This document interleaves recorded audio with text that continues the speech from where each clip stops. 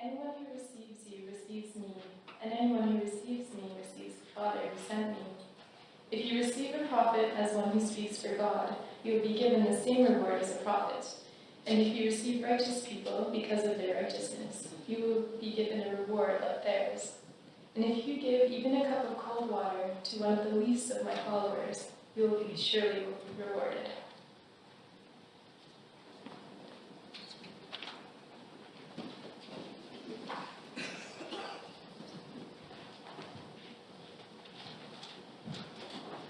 Thank you, Kat. I suspect that in Manitoba at this time there are some persons who make their living by agriculture who are a little concerned. Weather conditions are not favorable to the expectation of a good harvest. It's a difficult job to put seed in the ground and then to wait to see what nature will do. Or if the farmer happens to be a person of faith, to see what it is that God will do. I think that the act of putting seed in the ground gives us a point of connection with the story about Abraham and his son Isaac. This idea of letting go of control. My father was not a praying man, but I remember one year we had loaded up the seed drill and it was all ready to sow some canola.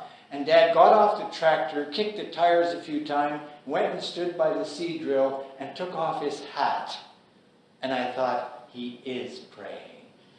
He's recognizing in that gesture, taking off his hat, that it's out of his hands. I say these things because as a preacher, there is so much that is out of my hands. Like a sower, I can speak words. I can present you with images, with thoughts, perhaps even with insight, with words of encouragement. But so much depends on where that word lands. And I think the text that we have in Matthew, which speaks, if you receive, and then if you give. A lot depends on your readiness to hear what it is that the Spirit might be saying to you this morning. And I have enough experience in the church to know that all of you in this room are not hearing exactly what I'm saying. You are hearing the words, but for each one of you, they are landing in a different kind of place.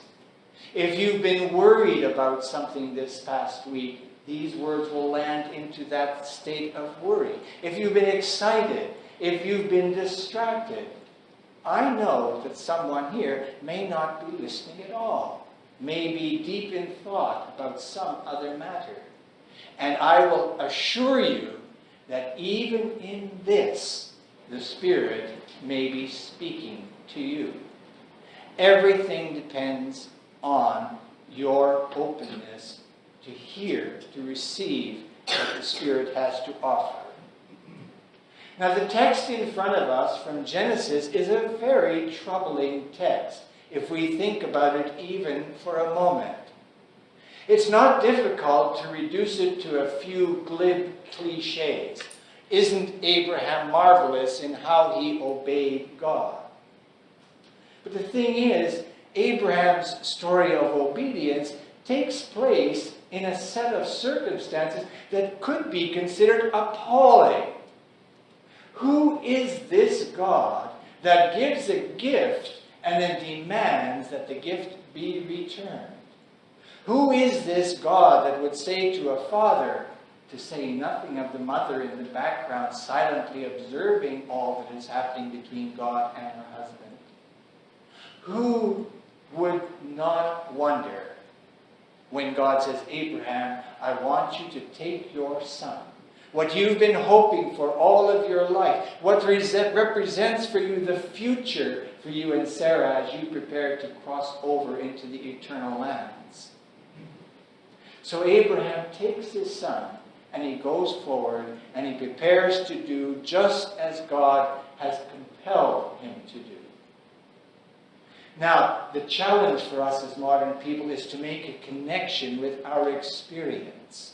That is to say, a story that was told all those years ago, a story that has been treasured through all of the ages by the Jewish people and by the Christian people and by the Islamic people as well.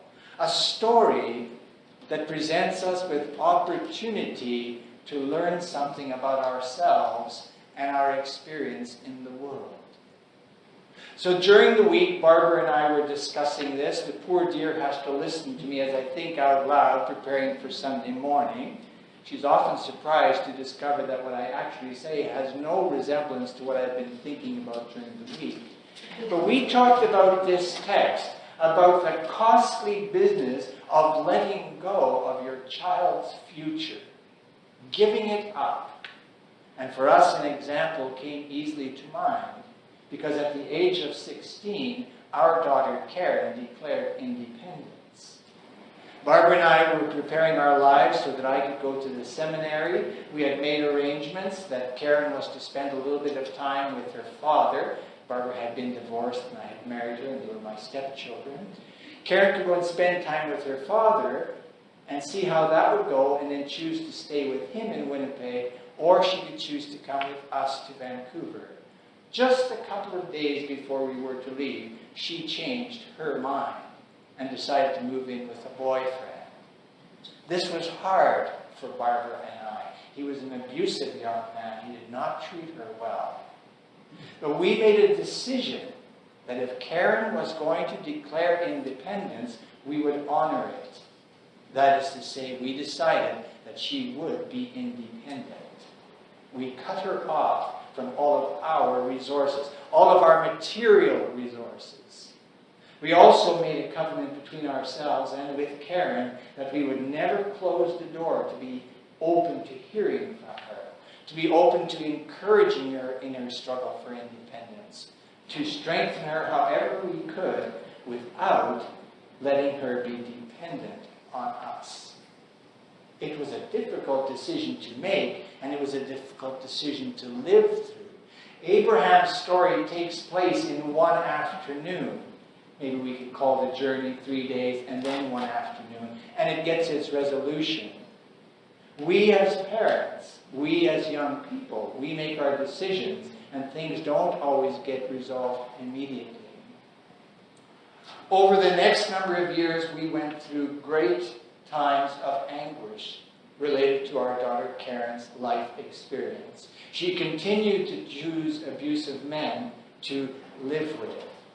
She continued to put herself in harm's way in very many different circumstances. I began to refer to her as our thin ice skater. It seemed as if her adventurous spirit always was leading her to the place of danger. So it's not quite the same as Abraham's experience with Isaac, but Barbara and I had to let Karen go. The gift of God that was entrusted to us, we had to give up responsibility for, trusting that God would bring the kind of resolution that would make parents both pleased and proud. But I'd like you to know that just a little while ago we were in the West Coast, and Barbara and Karen went shopping together because Karen has gotten engaged and she is to be married. And Karen has been growing as a person over the last 10 years after that critical period. And Karen has achieved independence. She's poised. She took up kickboxing, which taught her confidence and courage. She took up yoga, which taught her poise and balance. And about a few years ago, she began to speak to us about wanting to be a mother. And just in the last year or so, we discovered that she had a man who actually wanted to be her partner and wanted to be a father, and who was a basically kind and gentle person. What we lost, what we gave up in that day when Karen declared her independence, was returned to us all these years later, alive and well. And it's possible for me as a preacher to say that if you act in faith, it's always going to turn out well. But it may not. Some folks dismiss the Abraham story about Isaac as, well, it was easy for Abraham because Abraham had been promised that he would have a future, that his descendants would outnumber the stars and the sand on the shore. So Abraham knew that God would not take his son from him. It was all sort of a play. But serious theologians are agreed that when Abraham went right up until the point where he made the decision to act on God's word, it was at risk. I would like to say that all of us, each one of us, are in a certain sense called, like Abraham, to trust God to the point of putting our future on the line, of giving up control of it, to saying that God is the one who knows what is best, and what God will accomplish, we will celebrate. This is the equivalent of saying, not my will, but thine be done. So I want to pick up just a little phrase from the text. It says, we will worship. This is when Isaac and Abraham are on the mountain. They leave the servant behind, and we are perhaps puzzled to discover why this would be called worshiping.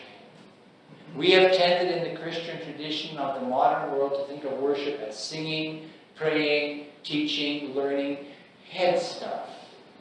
I would like to bring it home to your consideration that worship can be risky business.